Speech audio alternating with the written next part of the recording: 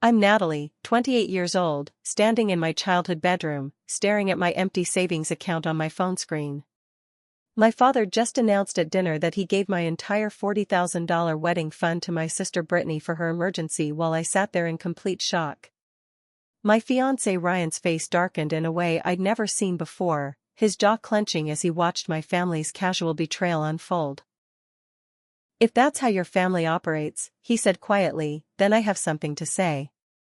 Before we dive into this incredible story of family betrayal and unexpected redemption, I'd love to know where you're watching from today.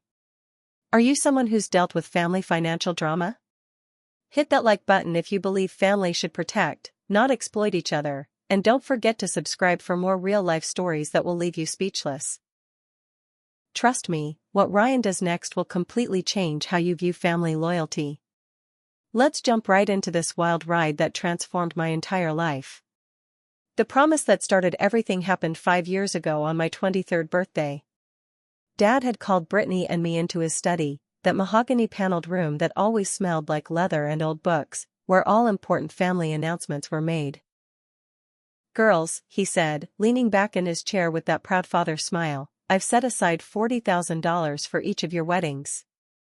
It's in separate accounts, gaining interest, waiting for your special days." Brittany, who was 25 then and already married to her first husband, had pouted about missing out, but Dad assured her she'd get an equivalent gift for her future. I remember feeling overwhelmed with gratitude, hugging him tight and promising I'd use it wisely when the time came.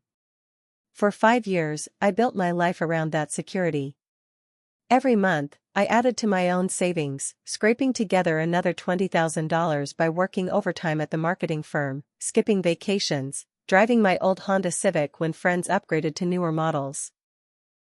Ryan and I had been dating for 3 years when he proposed last spring, and we spent months planning our dream wedding, nothing extravagant but meaningful, with a ceremony at my grandmother's historic estate and a reception featuring local musicians we'd discovered at farmers markets. We put deposits down carefully, always staying within the $60,000 budget that combined Dad's gift and my savings. That fateful dinner happened on a Thursday evening in October. Mom had invited us over for her famous pot roast, and I should have known something was wrong when Brittany showed up. She rarely came to family dinners unless she needed something, and she arrived with tears already streaming down her face, her designer mascara creating dark rivers on her cheeks. Keith, her second husband, followed behind her looking appropriately somber, though I caught him checking his phone repeatedly. We hadn't even finished our salads when Brittany launched into her performance, sobbing about Keith's business emergency, how his investment company faced immediate collapse without a $40,000 injection, how they'd lose their house, their cars, everything they'd built together. "Which brings me to a difficult decision," Dad announced, setting down his fork with deliberate precision. "I transferred Natalie's wedding fund to Brittany this morning. Family helps family, and this is a true emergency." The words hit me like physical blows, each syllable crushing the dreams I'd carefully constructed. My mouth opened but no sound came out as I stared at him, waiting for the punchline to this cruel joke. Mom sat beside him, nodding slowly like this was all perfectly reasonable, her hands folded in her lap as she avoided my gaze. "But Dad," I finally managed to whisper, "our wedding is in 4 months. We've put down deposits. That money was promised to me." "Promises adapt to circumstances," he replied with that condescending tone he used when he thought I was being childish. "You're young, you can postpone the wedding or scale it down. Brittany needs this now." I watched Brittany dab at her eyes with a napkin, but when she thought no one was looking, I caught the slight smirk playing at the corner of her lips, the same expression she'd worn when she broke my favorite doll at age 7 and convinced our parents I'd done it myself. Keith muttered something about being grateful to the family, but his gratitude rang hollow as he immediately returned to scrolling through his phone. Ryan had been quiet through this entire exchange, methodically cutting his pot roast into precise squares, his expression unreadable. I knew him well enough to recognize the signs, the way his shoulders tensed, how his breathing became deliberately controlled. He was processing, analyzing, that brilliant mind of his working through implications I couldn't yet see. "Mr. Morrison, he said finally, his voice calm but carrying an edge that made everyone look at him. Just to clarify, you're taking money specifically set aside for Natalie's wedding, money she's been planning around for years, and giving it to Brittany for a business emergency that materialized suddenly? That's exactly what I'm doing, Dad replied, his chin lifting in that way that meant he wouldn't tolerate questions. And I'd expect Natalie's future husband to understand the importance of family support. Ryan nodded slowly, setting down his utensils with deliberate care. Oh, I understand perfectly. I understand more than you might realize. He turned to me, his brown eyes filled with a mixture of anger and something else, protection maybe, or determination. Natalie, I think we should go. We have a lot to discuss. As we gathered our things to leave, I heard Brittany whisper to Keith, I told you it would work, thinking we were too far away to hear. But Ryan heard. Ryan always heard everything. The drive home was silent except for the rain that had started falling, matching my mood perfectly. I stared out the window, watching the streetlights blur through my tears, trying to process how my father could so casually destroy everything I'd worked for. Pull over, Ryan said suddenly, pointing to a 24-hour diner. We need to talk, and you need coffee. Inside, warming my hands around a ceramic mug, I finally let myself fall apart. $60,000, Ryan. Gone. Just like that. How can we tell the venue, the caterer, the photographer that we can't pay them? We're not telling them anything yet, Ryan said, pulling out his phone and opening an app one didn't recognize. Natalie, I need to tell you something. I've been tracking some unusual patterns in your family's finances for months now. This isn't the first time something like this has happened. I stared at him, confusion replacing despair. What do you mean? How would you know about my family's finances? He took a deep breath, reaching across the table to take my hand. Remember when I told you I work in accounting? That wasn't the complete truth. I'm a forensic accountant. I investigate financial crimes. And your family, specifically Brittany and your father, have been raising red flags for a while now. He showed me spreadsheets on his phone, data I couldn't fully understand but patterns that seemed clear even to my untrained eye. Your cousin Marie's house down payment that mysteriously disappeared 2 years ago? Your Aunt Linda's college fund that was borrowed and never returned? There's a pattern here, Natalie. And tonight wasn't spontaneous. Brittany knew exactly what she was doing. The revelation hit me harder than losing the money. My family, the people who were supposed to protect and support me, had been systematically stealing from their own relatives. But why track this? I asked, my voice small. Because I love you, he said simply. And when someone loves someone, they pay attention to things that might hurt them. I started noticing things at family gatherings, comments that didn't add up, stories that changed. So I did what I do best. I investigated. There's more, he continued, his expression darkening. Keith doesn't have an investment company. He's a gambling addict who's been burning through money faster than Brittany can steal it from family members. That $40,000? It's probably already earmarked for his debts. The coffee turned bitter in my mouth as the full scope of the betrayal became clear. This wasn't just about money.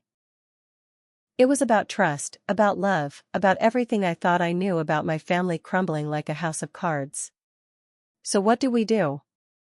I asked, surprised to find my voice steady despite the tears. Ryan squeezed my hand, his jaw set with determination. We document everything. We protect ourselves. And then we expose the truth. Your family wants to play games with money? Well, they just played with the wrong couple. As we left the diner, the rain had stopped, and stars were beginning to peek through the clouds. I didn't know it then, but that night marked the beginning of the end for my family's web of lies. Ryan's reaction at dinner wasn't just anger. It was the moment he decided that if my family wanted to declare war on our future, he would show them what happened when you attacked the woman he loved. Little did we know that Dad's betrayal was just the tip of an iceberg that went deeper and darker than either of us could have imagined. The next few months would reveal secrets that would destroy everything I thought I knew about the people who raised me, but they would also show me the true meaning of love and loyalty through the man who stood beside me when everyone else tried to tear me down. The next morning, Ryan was already up when I woke, his laptop open on the kitchen table, surrounded by printed documents and highlighted bank statements. "Couldn't sleep either?" I asked, pouring myself coffee with hands that still shook from last night's revelation. "I've been connecting dots," he said, gesturing to his screen. "Your Uncle Robert responded to my email. He's been keeping records too. Apparently, he's not the only family member who's noticed the pattern." Within an hour, we were sitting in Uncle Robert's home office, a cluttered space that smelled like pipe tobacco and old paper. Robert had always been the black sheep of the Morrison family, an accountant who asked too many questions at family gatherings, the one who Dad dismissed as paranoid and difficult. 20 years, Robert said, sliding a thick folder across his desk. "That's how long I've been documenting this. Your grandmother's inheritance was the first major theft, though we didn't call it that back then." He showed us records from 2004, when Grandma Morrison passed away, leaving each of her 5 children $100,000. Brittany was only 16 then, but she was already working her magic. "Convinced your father that she needed a car for her safety, then a trip to Europe for her education, then investment money for her first business venture. By the time the dust settled, she'd consumed nearly half of his inheritance." "But she was just a teenager," I protested, struggling to reconcile this information with my memories. "How could she have that much influence?" Robert leaned back, his expression grim. "Your mother. She's been coaching Brittany since she was old enough to talk. Teaching her exactly which buttons to push, how to cry on cue, how to make every want seem like a desperate need. Dorothy created the perfect little manipulator, and your father was always too blind to see it." The room spun slightly as I processed this. My mother, who baked cookies for church sales and volunteered at the library, had orchestrated decades of financial manipulation. Ryan was taking notes rapidly, his professional mask in place, but I could see the anger in the tightness of his shoulders. "Tell us about the other incidents," he prompted, and Robert obliged with a detailed history that made my stomach turn. Cousin Marie's house down payment, supposedly borrowed for Dad's emergency surgery that turned out to be elective cosmetic work for Brittany. Aunt Linda's college fund, drained to pay for Brittany's first wedding, a lavish affair that cost over $100,000 and ended in divorce 6 months later. Each story followed the same pattern. A manufactured crisis, family pressure to help, and money that disappeared into Brittany's bottomless pit of needs. "The most insidious part," Robert explained, "is how they isolate anyone who questions it. Look what happened to me. I'm barely invited to family gatherings anymore because I dared to ask where Marie's money went. They've created a culture where questioning Brittany's needs makes you the villain, the selfish one who doesn't understand family values." I thought about all the family members who had gradually disappeared from our gatherings over the years, dismissed as troublemakers or ungrateful relatives. Now I understood they were the ones who had seen through the facade and paid the price for speaking up. "There's something else," Robert said, his voice dropping. "I hired a private investigator last year. Brittany's first husband didn't leave her. She drove him into bankruptcy and then divorced him for a better settlement. She's got 3 separate lawsuits pending from former business partners who claim she embezzled funds. Keith isn't her victim. He's her accomplice. They met at a gambling addiction support group, except neither of them was there for support. They were hunting for vulnerable people with access to money." Ryan and I exchanged glances, the full horror of the situation becoming clear. This wasn't just family dysfunction. This was organized crime wearing the mask of family love. "We need to gather all the victims," Ryan said, his voice taking on the tone I recognized from when he talked about his biggest cases at work. "Document every instance, every transfer, every broken promise. Build a case so airtight that no amount of family guilt can crack it." Robert smiled for the first time since we'd arrived. "I've been waiting 20 years for someone to say that.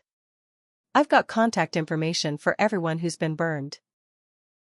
Most of them are too scared or too hurt to do anything alone, but together? Together we might have a chance. We spent the next 3 hours creating a comprehensive timeline, documenting every suspicious transaction, every family member who'd been victimized. The pattern was staggering in its scope and cruelty. Conservative estimates put the total stolen at over $2 million across 2 decades, destroying retirements, educations, and dreams. As we prepared to leave, Robert handed me a flash drive.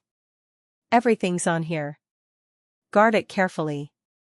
Your parents don't know I have this documentation, and if they did, I guarantee it would disappear. The drive home was quiet until Ryan suddenly pulled into a parking lot. We need to talk about your safety, he said, turning to face me.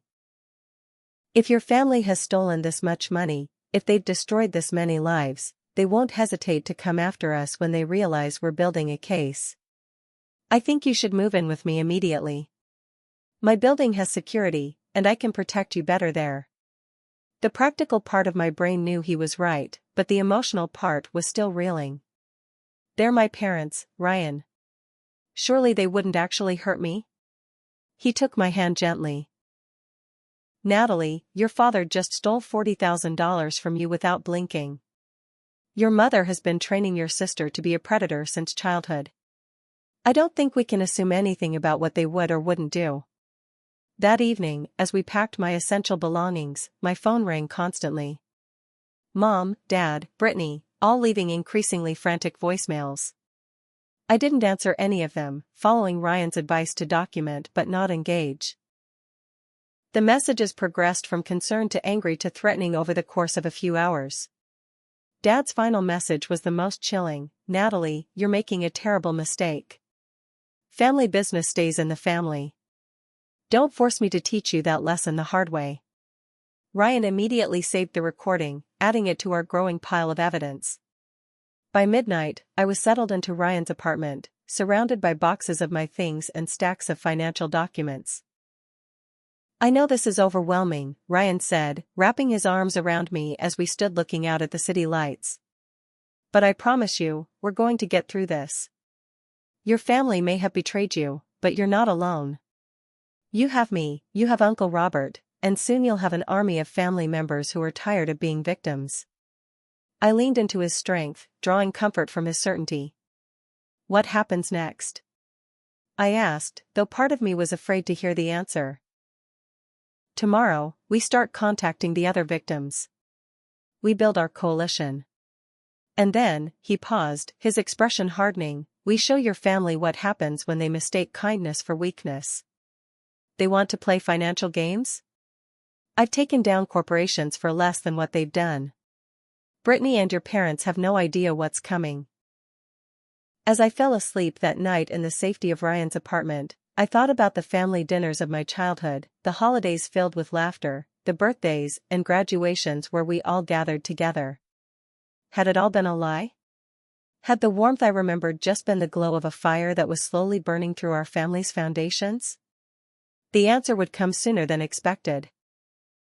Because while we were planning our careful campaign of truth and justice, Brittany was already 3 steps ahead, preparing a counterstrike that would test not just our relationship, but our very sanity.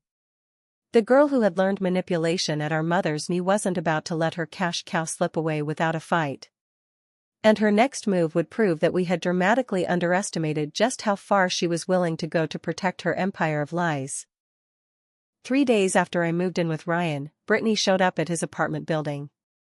The security guard called up, and I could hear her sweet voice over the intercom, all honey and concern. I just want to apologize to my sister. Please, it'll only take a minute. Ryan and I exchanged glances. We'd been expecting this move, had even rehearsed how to handle it. Let her up, Ryan said quietly. But record everything. She's here to gather intelligence, not apologize. He positioned his phone strategically on the bookshelf, the camera capturing the living room where we'd receive her. Brittany arrived looking perfectly distressed, wearing a simple sundress instead of her usual designer clothes, her makeup subtle and tear-smudged. She'd even foregone her expensive handbag for a worn tote, every detail calculated to project humility and regret. Natalie, I'm so sorry, she began before she'd even fully entered the apartment. I had no idea Daddy was going to use your wedding fund. If I'd known, I never would have accepted it. The performance was flawless, Oscar-worthy even, but I'd learned to watch her hands. Brittany always fidgeted with her rings when she was lying, and right now she was twisting her wedding band like she was trying to unscrew it from her finger. Brittany, please sit down, I said, gesturing to the couch while Ryan and I took the chairs across from her, maintaining distance. Tell me, when exactly did Dad inform you about the transfer? She dabbed at her eyes with a tissue. It was such a shock. He called that morning and said he'd already moved the money. I told him it wasn't right, but he insisted, said it was his decision as the father to help where help was needed most. Ryan leaned forward slightly. That's interesting, because we have a recording from the dinner where you said, and I quote, I told you it would work. Care to explain what exactly worked? The tissue paused halfway to her eye, and for just a moment, I saw the real Brittany peek through, calculating and cold. Then the mask slipped back into place. Oh, that. I meant I told Keith that asking the family for help would work. He was so resistant, so proud. Men and their egos, you know? She laughed, a tinkling sound that had charmed countless victims before us. Natalie, we're sisters. We shouldn't let money come between us. That's why I'm here with a solution.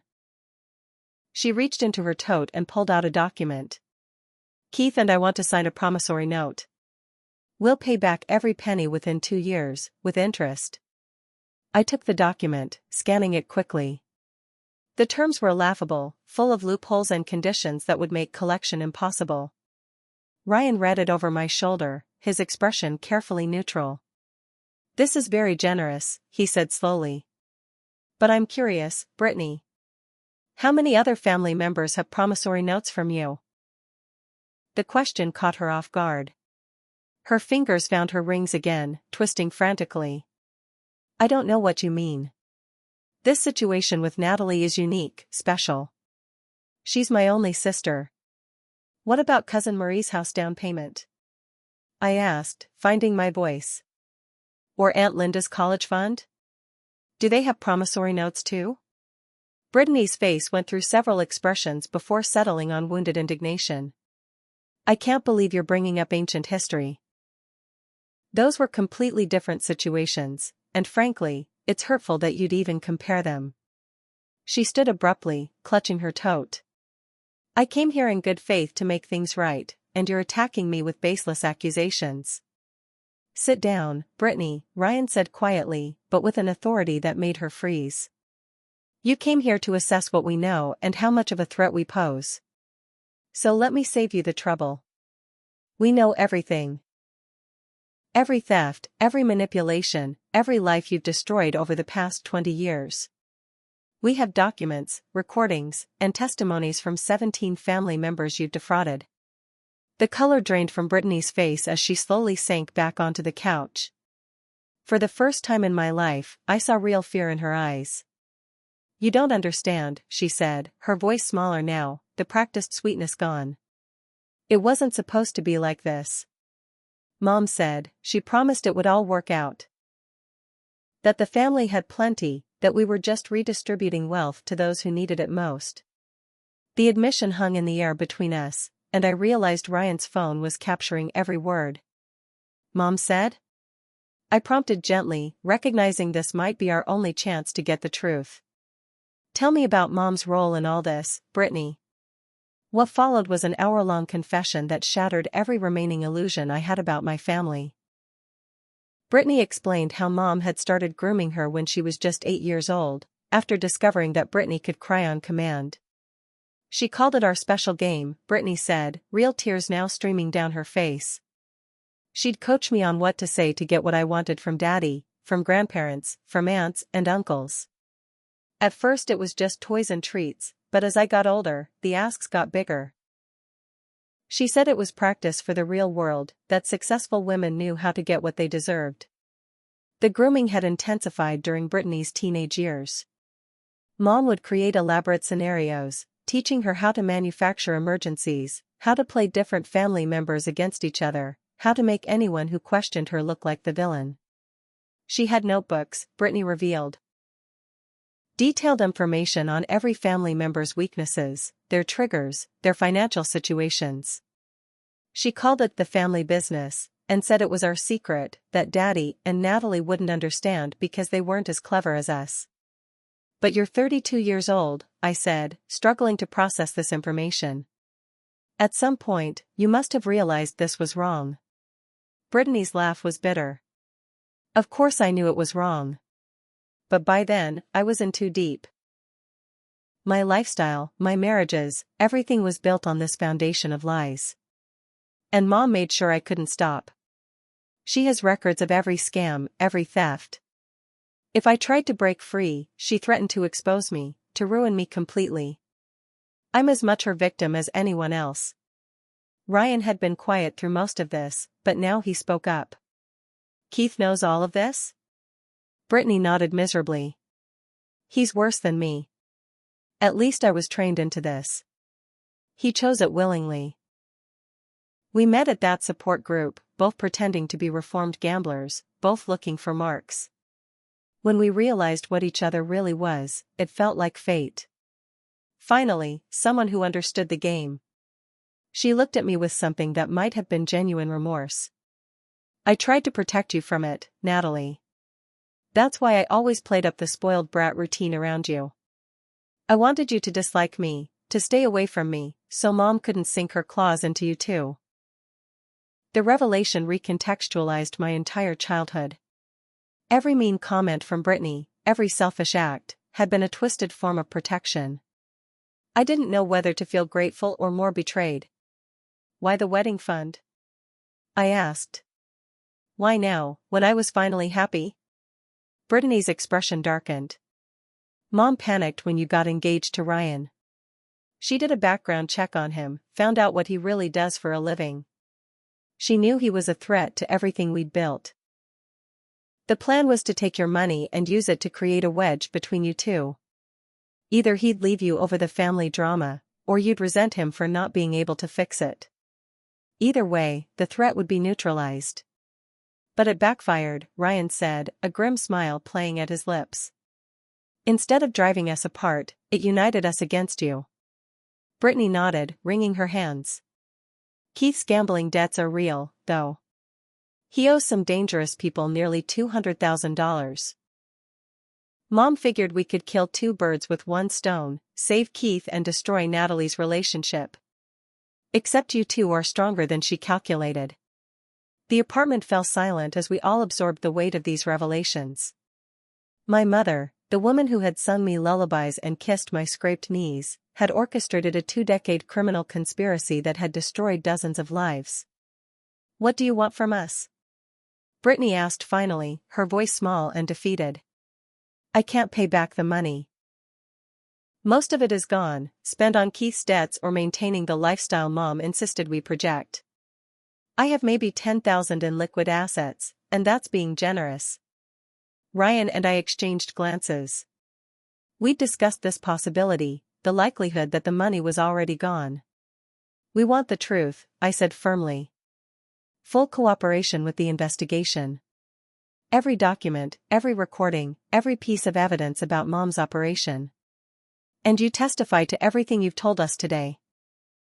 Brittany's face went pale. She'll destroy me. You don't know what she's capable of, Natalie. The things she's done to people who've crossed her.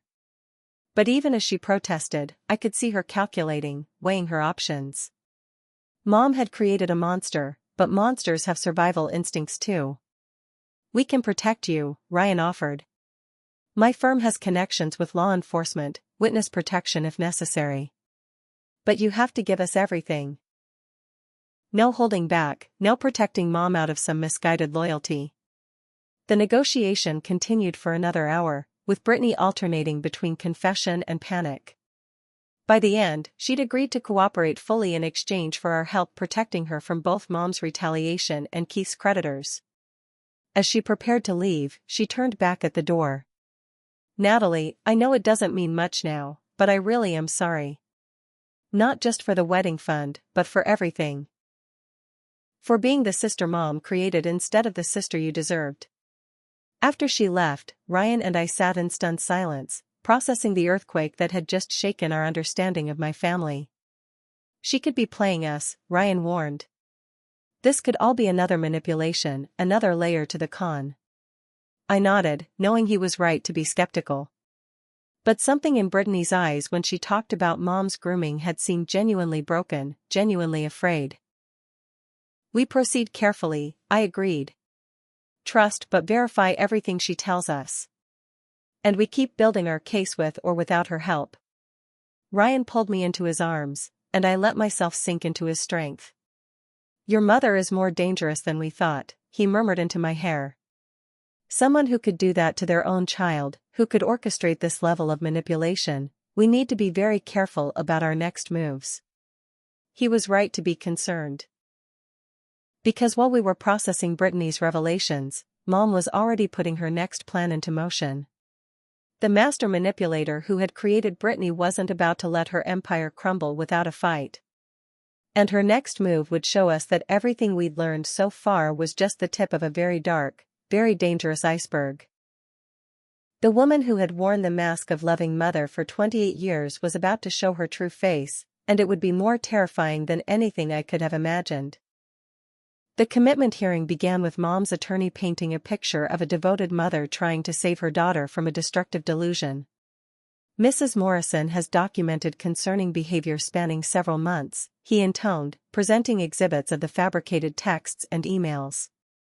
Her daughter has become fixated on conspiracy theories about the family, has isolated herself from loved ones, and has made threats that suggest she poses a danger to herself and others. Mom sat in the witness box, the perfect image of maternal distress, occasionally wiping away tears as she described my supposed descent into madness. It started when she met Ryan, Mom testified, her voice trembling with practiced emotion. He filled her head with paranoid ideas about financial crimes. My daughter was always sensitive, prone to fantasizing, but under his influence, she's created this elaborate fiction where her loving family are criminals. We only want to get her the help she needs. The performance was masterful, and I could see some people in the gallery nodding sympathetically. Even I almost believed her, and I knew every word was a lie. Then Jennifer stood for cross-examination, and the atmosphere in the courtroom shifted. Mrs. Morrison, these text messages you claim Natalie sent threatening self-harm, can you explain why the metadata shows they were created on a computer registered to your personal assistant? Mom's composure flickered for just a moment. I don't understand technology. Perhaps Natalie used that computer when she visited. Jennifer smiled coldly. The messages were created yesterday, Mrs. Morrison. Has Natalie visited your home yesterday? The first crack in the facade appeared. And this journal documenting Natalie's supposed episodes, Jennifer continued, producing a document examiner's report. Our expert has determined that all entries were written within the same 48-hour period, despite being dated over several months. The ink analysis confirms this. Did you write this entire journal recently to support your petition?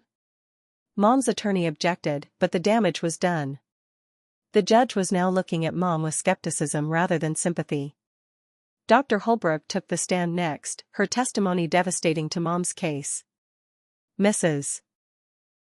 Morrison presented herself as a concerned mother, but her descriptions of her daughter's behavior were clinically perfect, using exact DSM-5 terminology that a layperson wouldn't typically know. It was as if she'd researched exactly what symptoms to describe to achieve a specific diagnosis. In my 40 years of practice, I've never seen a family member provide such precisely clinical descriptions unless they were coached or had done extensive research for deceptive purposes. Ryan testified next, calmly presenting evidence of my mental stability and Mom's pattern of manipulation. He showed bank records, emails, and recordings that painted a picture of a woman systematically destroying family members who threatened her financial schemes. Natalie discovered her family had stolen not just from her, but from dozens of relatives over decades. Her reaction wasn't delusional. It was the appropriate response to uncovering a massive fraud. The only delusion here is Mrs. Morrison's belief that she could silence her daughter by having her committed. Then came the moment that changed everything. Jennifer called Detective Chen to the stand. "Your Honor, we've just arrested Keith Morrison, Mrs. Morrison's son-in-law, trying to flee the country. In his possession, we found documents that shed new light on this commitment petition." She produced a folder of papers. "These are communications between Mrs. Morrison and Keith planning, and I quote, the nuclear option for dealing with Natalie. The commitment petition was planned weeks ago as a contingency if their financial crimes were exposed." The judge examined the documents, his expression growing darker with each page. Mom's attorney tried to object, arguing the evidence was prejudicial and irrelevant to the matter of my mental health, but the judge overruled him. "Counselor, evidence that this petition was filed in bad faith to silence a witness is entirely relevant." "Continue, Detective." Detective Chen revealed more of what Keith had been carrying, including detailed instructions from Mom on how to gaslight me, create false evidence, and ultimately have me committed if I became too much of a threat. Mom's composure finally shattered completely. "She's lying. They're all lying. This is exactly the conspiracy thinking I was talking about." She stood up in the witness box, pointing at me with shaking hands. "You ungrateful child. After everything I've done for you, everything I've sacrificed. You're destroying this family with your greed and your delusions." The mask had finally slipped, revealing the real Dorothy Morrison, and the entire courtroom saw it. The judge had to call for order as Mom continued her tirade, her attorney desperately trying to calm her. "I've seen enough," the judge announced once order was restored. "This petition is not only denied but appears to have been filed maliciously to intimidate a witness in a criminal investigation. Mrs. Morrison, I'm referring this matter to the district attorney for potential charges of perjury and filing a false instrument." "Ms. Morrison," he turned to me, "you're free to go, and I apologize for what you've been subjected to here today. No one should have to defend their sanity against a parent willing to weaponize the mental health system for personal gain." As we left the courthouse, Mom was being questioned by additional detectives about the new evidence. Her carefully constructed world of lies was crumbling around her, and for the first time in my life, she looked small and desperate rather than controlling and powerful. But if I thought the victory in court meant the war was over, I was wrong. Mom had one more card to play, and it would reveal just how deep her preparation for this day had gone. That evening, as Ryan and I celebrated with Jennifer and Uncle Robert at a quiet restaurant, my phone buzzed with a text from an unknown number. It contained a single photo, my parents' house, engulfed in flames. The message beneath it was simple: if I can't have it, no one can. Check your childhood bedroom closet tomorrow, if there's anything left. You might find some interesting reading about who you really are. Love, Mom. The implication was clear. She'd burned down the house, destroying evidence and family history alike. But what did she mean about who I really was? Ryan immediately called Detective Chen while I sat in shocked silence. My childhood home, where I'd taken my first steps, opened Christmas presents, dreamed about my future, was gone. Mom had chosen destruction over defeat, literally burning bridges she could never rebuild. But her cryptic message suggested this wasn't just about destroying evidence. There was something hidden in that house, something about me that she'd kept secret for 28 years. As sirens wailed in the distance and investigators rushed to the scene, I realized that everything I'd discovered so far might only be the surface of a much deeper deception. The war with my mother wasn't ending. It was entering a new phase. And her final message suggested that the biggest revelation was yet to come. Whatever was hidden in my childhood bedroom, whatever truth about myself she'd concealed, I was about to discover that the woman who'd raised me had been keeping secrets that went beyond financial fraud. The foundation of my entire identity was about to be shaken, and Mom had lit the fuse before disappearing into the night. The fire department managed to save part of the house, though most of it was destroyed. Detective Chen called us at dawn. The fire was definitely arson. Your mother disabled the smoke detectors and used accelerant throughout the house. But here's the strange part, she protected one section. Your childhood bedroom closet had been wrapped in fire-retardant material. Whatever she wanted you to find, she made sure it would survive. Ryan and I drove to the house with a police escort, my hands shaking as we approached what remained of my childhood home. The smell of smoke and destroyed memories was overwhelming as we picked our way through the debris. My bedroom was mostly gone, but the closet remained intact, just as Mom had planned. Inside, behind a panel I'd never known existed, was a metal box. With trembling fingers, I opened it to find documents that would shatter everything I thought I knew about myself. Birth certificates, 2 of them. One showed my birth as Natalie Morrison. The other, dated the same day, showed a baby named Natalie Chen, born to a woman named Linda Chen and an unknown father. This can't be right, I whispered, but even as I spoke, pieces of a puzzle I hadn't known existed began falling into place. Comments from relatives about how I looked nothing like my parents. Mom's strange insistence that I stay away from certain parts of town. The way she'd always tensed up when anyone mentioned adoption. Ryan was already photographing the documents as I continued digging through the box.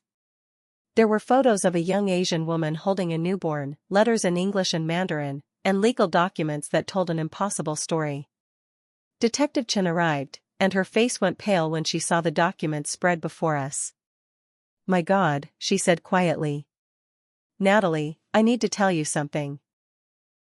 28 years ago, my predecessor worked a case involving a young woman named Linda Chen who claimed her baby had been stolen from the hospital. The case was dropped when the woman disappeared, and the Morrison family produced documentation showing they'd legally adopted a baby. But the dates. She trailed off, studying the papers. These documents suggest that wasn't an adoption. It was a kidnapping. The world tilted as I processed this information. "You're saying my parents stole me?" Detective Chen's expression was grim. "I'm saying we need to investigate further. But these documents, hidden like this, protected from the fire, your mother wanted you to find them. The question is why?" Over the next several hours, we uncovered a story that redefined evil in ways I couldn't have imagined. Linda Chen had been a young graduate student, alone in the country, when she gave birth at the same hospital where Dorothy Morrison worked as a volunteer. Dorothy had been trying unsuccessfully to conceive for years. The letters in the box painted a horrifying picture. Mom had befriended Linda, gained her trust, even promised to help her with the baby. Then, using her hospital access and connections, she'd orchestrated a switch.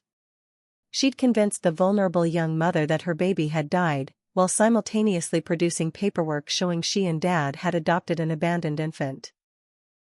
Linda's desperate attempts to find her child were dismissed as the delusions of a grieving mother with postpartum depression.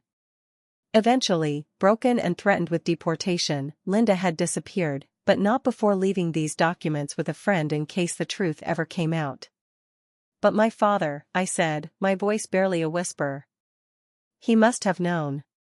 Detective Chen shook her head slowly. "Not necessarily. Look at these documents. Your mother handled everything. Your father's signature appears on adoption papers that were filed after the fact. She could have told him the same story she told everyone else, that the birth mother abandoned you at the hospital. It was almost worse to think Dad had been a dupe rather than a conspirator. How many lies had shaped our family? How many crimes had been committed in the name of motherly love?" Ryan, who'd been quietly researching on his phone, looked up with a strange expression. "Natalie, Linda Chen didn't disappear. She died by suicide 6 months after you were born. The report mentioned she'd been suffering from severe depression after losing her child. The weight of this hit me like a physical blow. My birth mother had died believing I was dead, while I grew up miles away, stolen by the woman who'd pretended to befriend her. The magnitude of Mom's cruelty was beyond comprehension." As we continued searching through the documents, we found more evidence of the cover-up. Bribes to hospital staff, forged documents, even evidence that Mom had sabotaged Linda's attempts to get help from authorities. She'd built an entire fictional narrative around my adoption, complete with a fake birth mother who'd supposedly chosen the Morrisons specifically. Every birthday, every Mother's Day, every moment of my life had been built on the ultimate crime, stealing another woman's child. There's more, Detective Chen said, reading through police reports from the time. Linda Chen had a sister, Mei Ling, who came looking for her and the baby. She filed multiple reports, hired private investigators, never believed the story about her sister abandoning her child. But every lead hit a dead end, every official door was closed. Your mother had connections everywhere.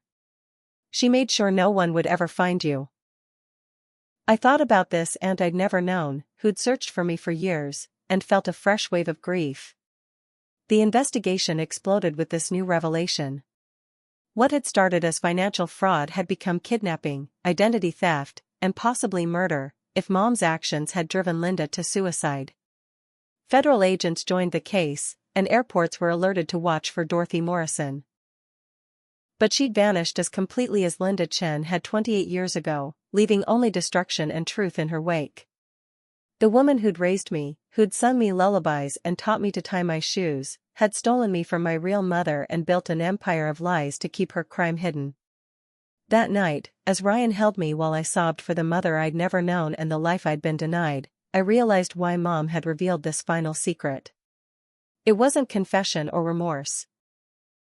It was her ultimate act of destruction. She knew that even if she went to prison, even if she lost everything, she'd already won. She'd stolen 28 years I could never get back, destroyed a young woman who'd only wanted her baby, and raised me in a house built on blood and lies. The financial fraud had been evil, but this was something beyond evil. This was a woman who'd played God with multiple lives and felt justified in every cruel act. We'll find her, Ryan promised, his voice fierce with protective anger. She can't hide forever. And when we do, she'll face justice for everything. For Linda, for you, for everyone she's destroyed. But I wondered if any justice could truly balance the scales. How do you punish someone for stealing an entire life? How do you find peace when your whole existence is built on someone else's tragedy? As I held Linda Chen's photo, looking at the young woman whose eyes were so much like mine, I made a silent promise. I would find out everything about her, honor her memory, and try to live a life that would have made her proud. It was the only thing I could give to the mother I'd never known. The morning after Brittany's confession, Ryan's phone rang at 6 a.m. His law firm's senior partner was on the line, and from Ryan's expression, the news wasn't good. I understand, sir. Yes, I'll document everything. No, I won't let this deter us. Thank you for the warning. He hung up and turned to me, his face grim. Your father hired Mitchell Chambers. He's the most ruthless family law attorney in the state, known for destroying anyone who challenges wealthy families. They're moving fast. Within hours, we were served with a cease and desist order, accusing us of harassment, defamation, and attempting to extort money from the Morrison family. Ryan immediately called his firm's pro bono legal team, and by noon we were sitting in a glass-walled conference room with 3 attorneys who specialized in financial fraud and family law. This is Intimidation Tactics 101, said Jennifer Lawson, the lead attorney, scanning the documents. They're trying to scare you into silence before you can build your case. The good news is, their aggressive response suggests they know they're vulnerable. The bad news is, Mitchell Chambers doesn't play fair. He'll use every dirty trick in the book to protect his clients. What kind of dirty tricks? I asked, though part of me didn't want to know the answer. Jennifer's expression was sympathetic but frank. Character assassination, primarily. They'll dig into your past, Ryan's past, looking for anything they can use to discredit you. They'll paint you as a disgruntled daughter trying to extort money from your successful family. They might even manufacture evidence if they can't find anything real. Ryan squeezed my hand under the table. We have Brittany's recorded confession. That has to count for something. It does, Jennifer agreed, but they'll claim she was coerced, that you manipulated an emotionally fragile woman. We need more than her word. We need documentation, financial records, multiple witnesses.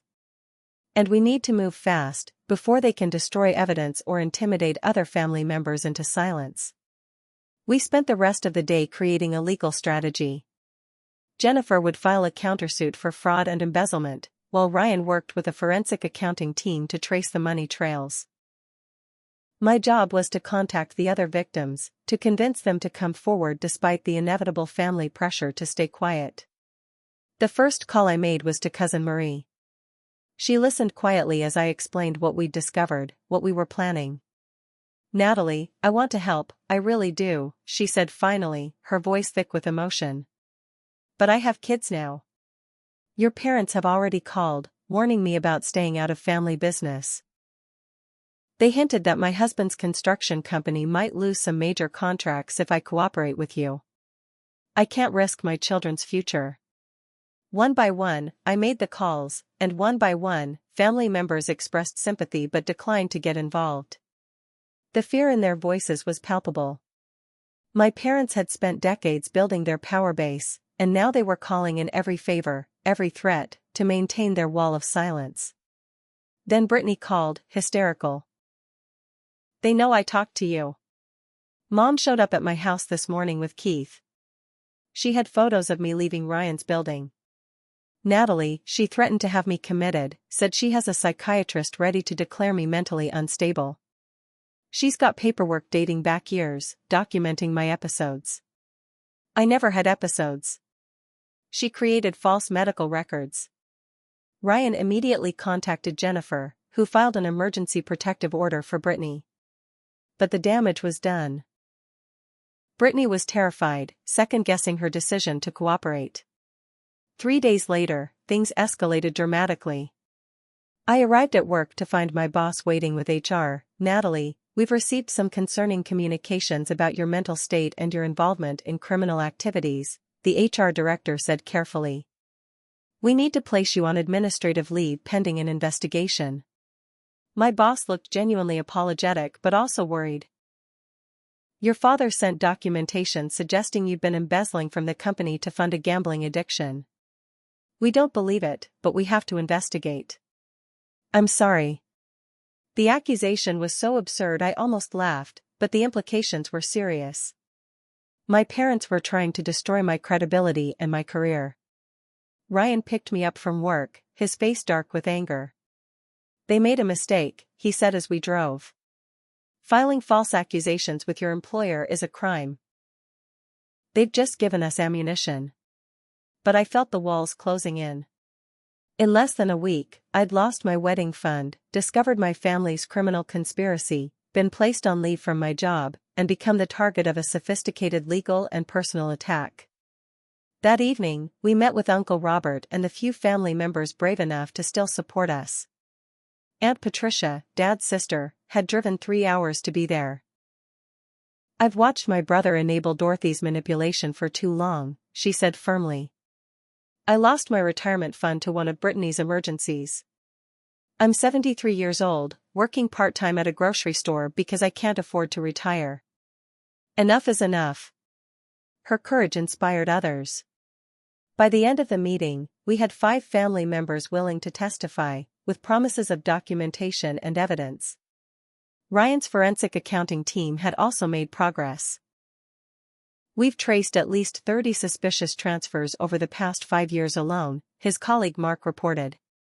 Money moved through multiple accounts, some offshore, but always ending up in accounts controlled by Brittany or Keith.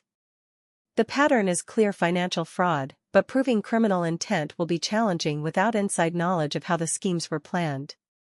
We needed Brittany's cooperation more than ever, but she'd gone silent since Mom's threats." Then Keith made a fatal error. Desperate for money to pay his creditors, he approached another family member with a new emergency scheme, not knowing they were already cooperating with us. Aunt Patricia's son James played along, recording every conversation as Keith spun an elaborate tale about needing $50,000 for cancer treatment. The recording was damning, Keith coaching James on exactly what to tell other family members to maximize sympathy and donations. "Your aunt just gave her last $40,000 to your cousin," Keith said on the recording. "She's tapped out, But if you tell her you'll lose your house without treatment, she'll find a way to get more. She always does. That's the beauty of family. They can't say no when lives are at stake. Jennifer was ecstatic when we played her the recording. This is conspiracy to commit fraud, clear as day. With this, we can get law enforcement involved. Criminal charges change everything.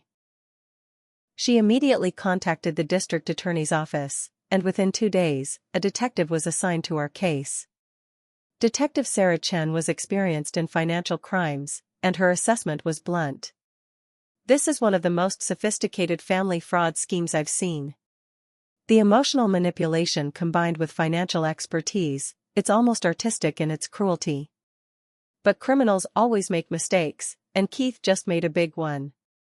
The investigation moved quickly after that. Search warrants were issued for financial records, and suddenly Mom and Dad's intimidation tactics seemed less effective. Mitchell Chambers was still sending threatening letters, but now they had a defensive tone, warning us about the consequences of making false accusations to law enforcement. The irony wasn't lost on me. They were accusing us of making false accusations while actively fabricating evidence against me. A week into the official investigation, Brittany reappeared. She showed up at the police station with a suitcase full of documents and a flash drive containing years of recorded conversations with Mom. "I can't live like this anymore," she told Detective Chen. "I'll tell you everything, but I need protection. My mother is dangerous, and I mean that literally. She's not above physical harm if she thinks her empire is crumbling." The detective arranged for Brittany to be placed in a safe house while she provided her statement. What Brittany revealed over the next 3 days of recorded testimony was staggering. The conspiracy went deeper than even we had imagined, involving forged documents, identity theft, and manipulation of elderly relatives' estates. Mom had notebooks detailing psychological profiles of every family member, their fears, their weaknesses, their financial situations. She had been planning some of these thefts for years, waiting for the perfect moment to strike. The wedding fund theft was planned the day Natalie got engaged, Brittany revealed. Mom saw Ryan as a threat immediately. She knew someone with his skills would spot the patterns eventually. So she decided to strike first, to destroy the relationship before he could destroy her operation. As the evidence mounted, the house of cards began to collapse rapidly.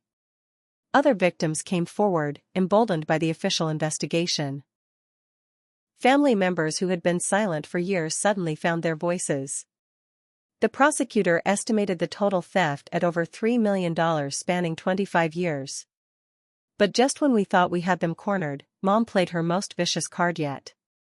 If she was going down, she was determined to take everyone with her, starting with me. The woman who had pretended to love me for 28 years was about to show just how deep her capacity for cruelty really ran. The call came at 3 a.m. Ryan's phone lit up with an unknown number, and when he answered, a cold voice delivered a simple message: "Your fiancé is having a mental health crisis. We're taking her for evaluation."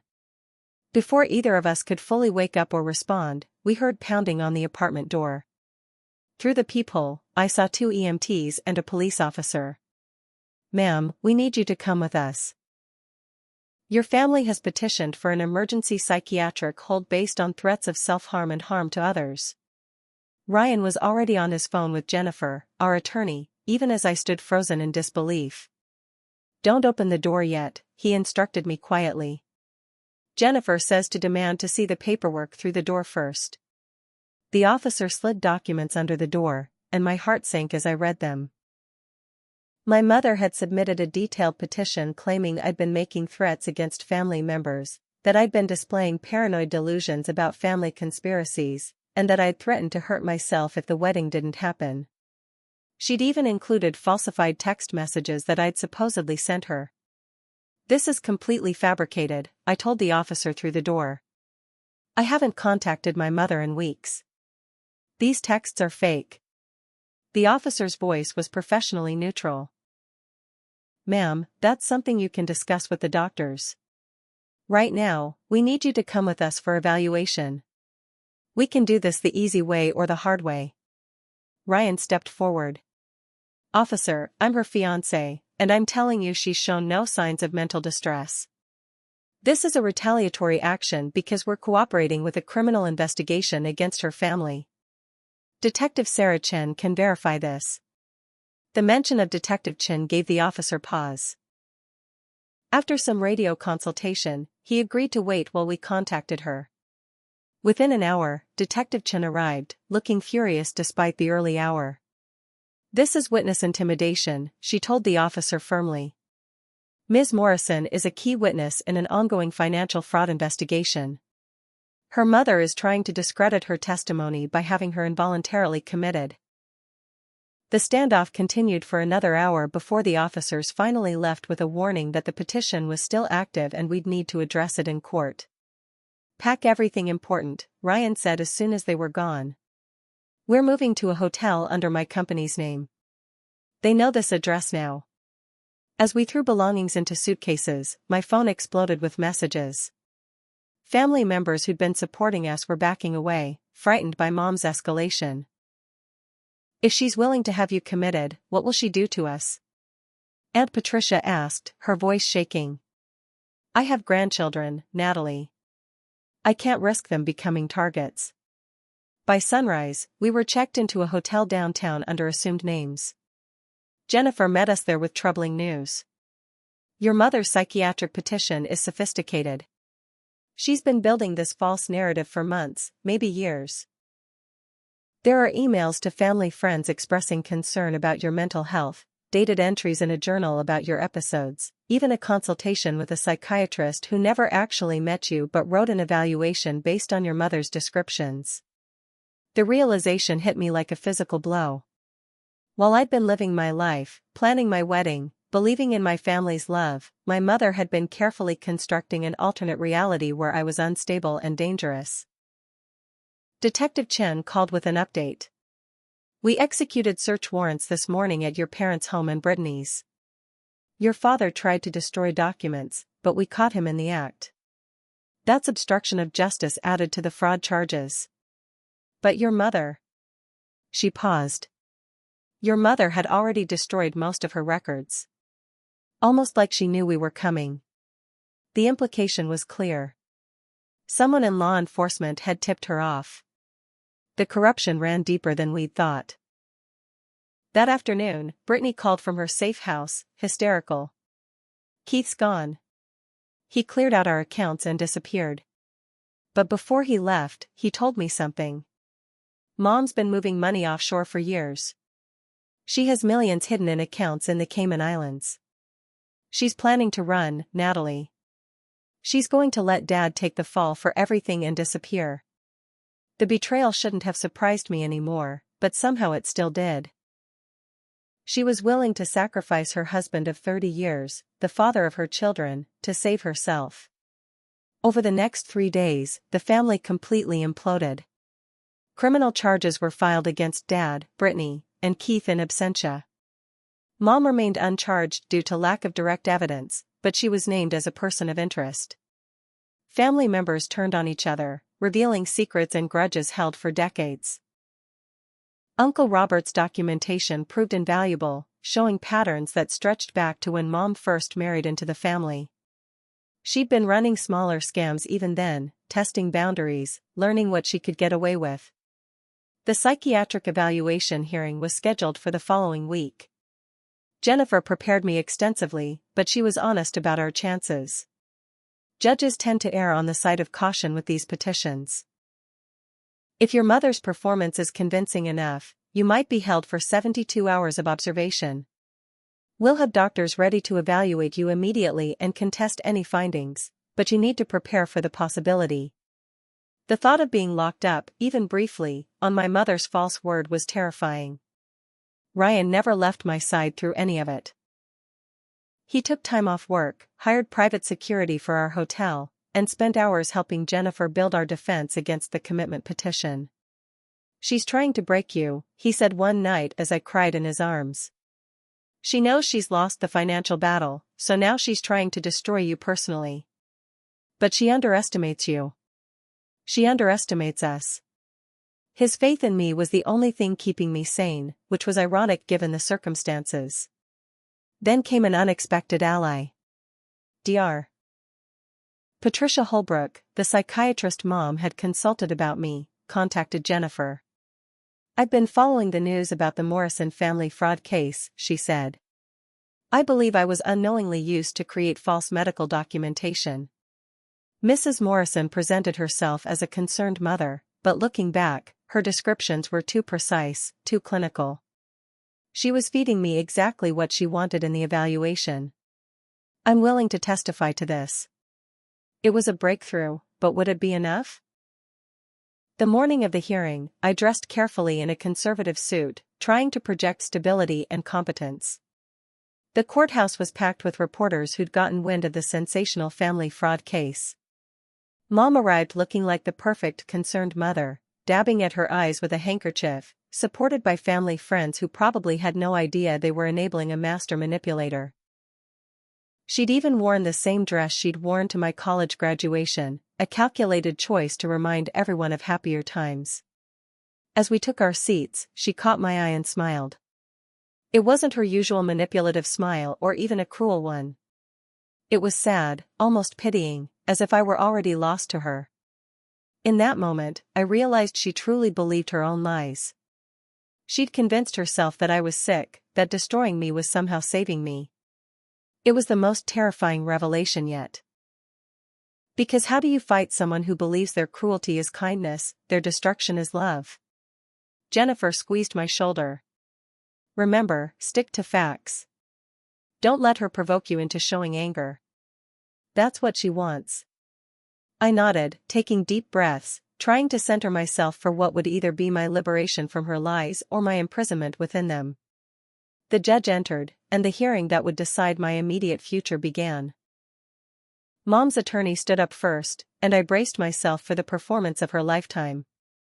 Because if there was one thing Dorothy Morrison excelled at, it was playing the victim while victimizing everyone around her.